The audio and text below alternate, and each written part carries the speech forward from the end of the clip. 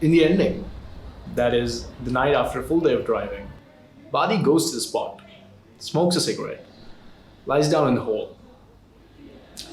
We don't know if he takes those sleeping pills. The screen turns black, and it cuts to break the fourth wall. Abbas Kiarostami shows us behind the scenes footage of the film. Wait, what? Good afternoon, parents. Good afternoon, boys and girls. Shut the fuck up. Life is fast.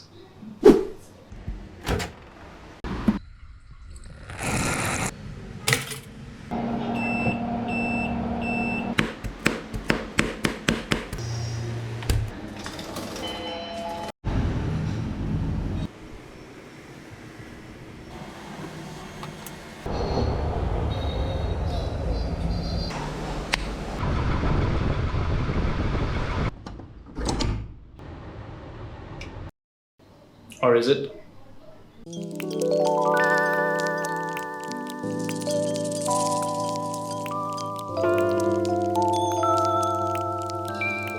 I'm so proud of you.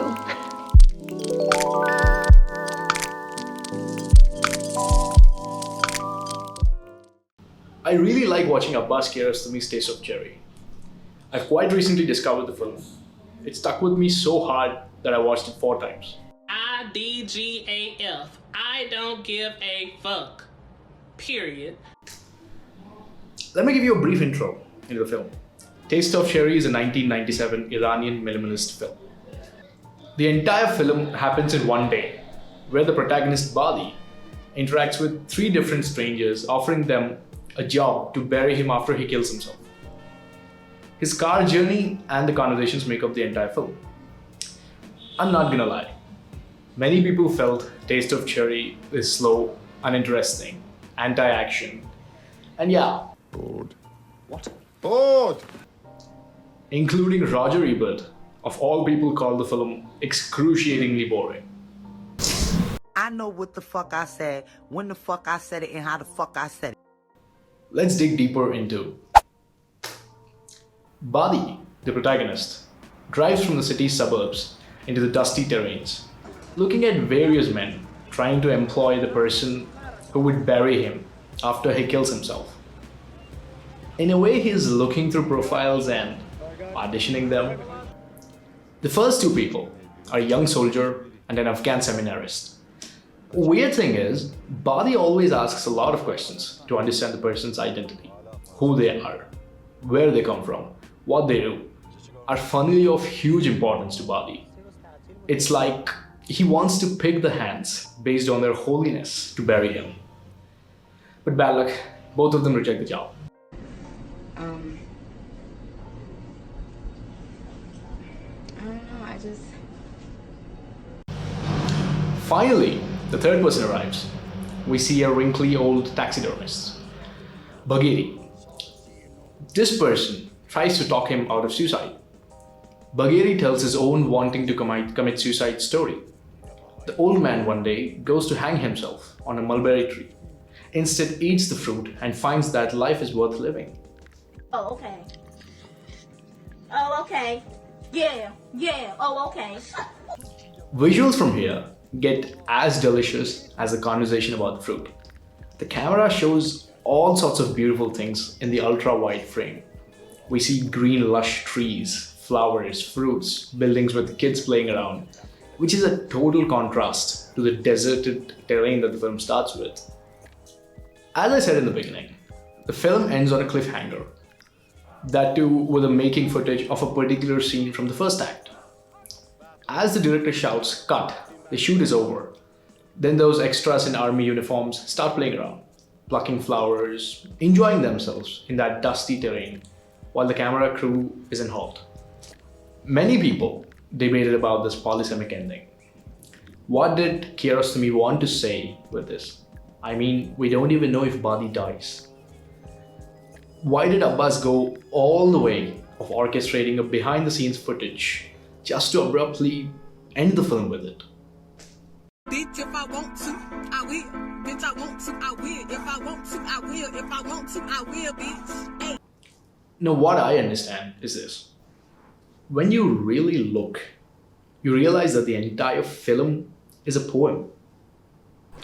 How the landscapes are often repeated for a lyrical quality, how the main character goes through 3 iterations of drawing. It's like each new character is a stanza in the poem, and each time the camera repeats the landscape, it's a rhyme. It's a film that came out of the director's scribble book. This is Abbas Kiarostami living life, where he chooses experience over action. I've watched 4 films of Abbas's, and all of them are about traveling, where his characters travel from point A to point B. Sometimes these characters roam around in circles, and sometimes they never reach their destination. But his characters begin their journey looking at the past or the future. Yet by the end of their films, end of their journey, they end up traveling into the present. In fact, Kiarostami uses characters like vehicles for us to travel to the present.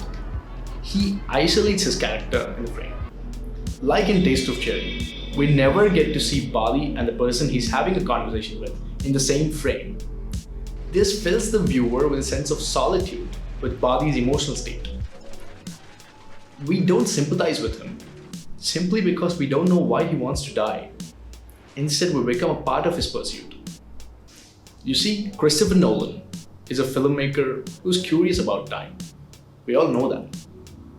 But Abbas Kiarostami is a filmmaker that shows that there's no time.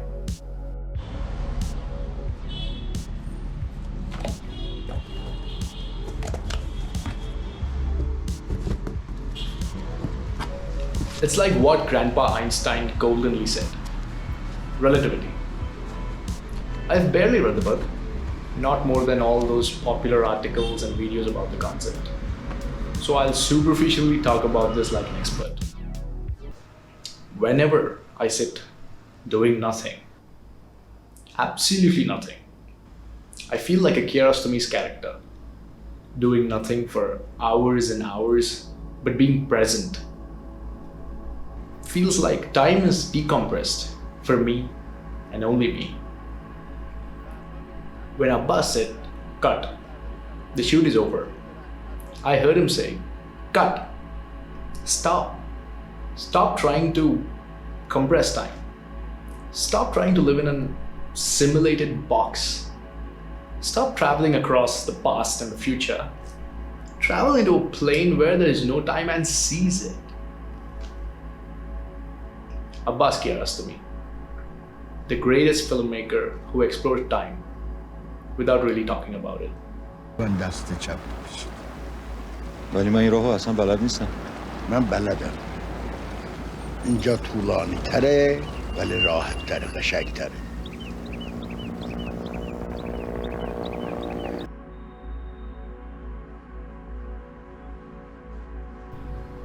Signing off. This is Paki Pan.